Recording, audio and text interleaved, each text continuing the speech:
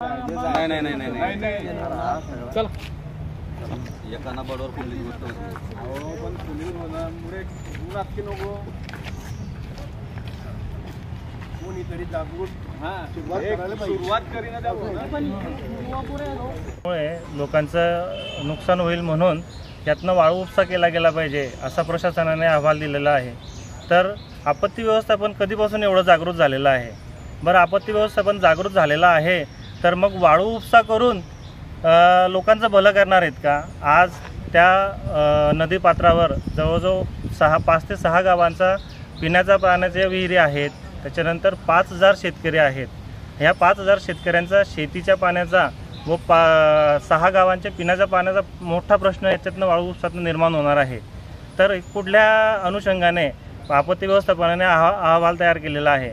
बरं, रस्ता देताना आपत्ती व्यवस्थापनाने हा पण विचार केला नाही, जिकडे पाणलोटाचा बंधारा असताना पाणी अडवा पाणी जिरवाचा बंधारा तो फोडून तो बंद करून त्या बंधाऱ्यावर रस्ता करून यांनी नदीपात्रात गाड्या उतरवण्याचा रस्ता दिलेला आहे।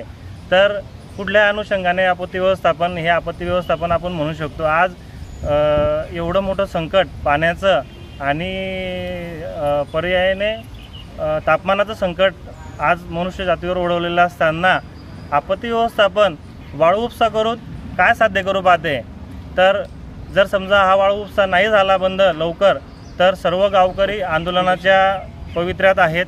आंदोलन करून नाही थांबले तर उपोषण करतील, उपोषणाने नाही थांबलेत तर त्याच्याही पुढचा मार्ग अवलंबतील व कायदा व सुव्यवस्थेचा प्रश्न निर्माण होऊ शकतो। ह्या प्रशासनाने याची दखल घ्यावी आणि लवकरात लवकर हा वाळू उपसाचा डेपो बंद करण्यात यावा या सर्व ग्रामस्थांच्या वतीने मी विनंती करतो। हा वाळू उपसा तिकडून सुरू झाला तर नेमकं काय नुकसान गावकऱ्यांचं होणार आहे? जवळजवळ 6 गावांचा पिण्याचा पाण्याचा प्रश्न निर्माण होईल।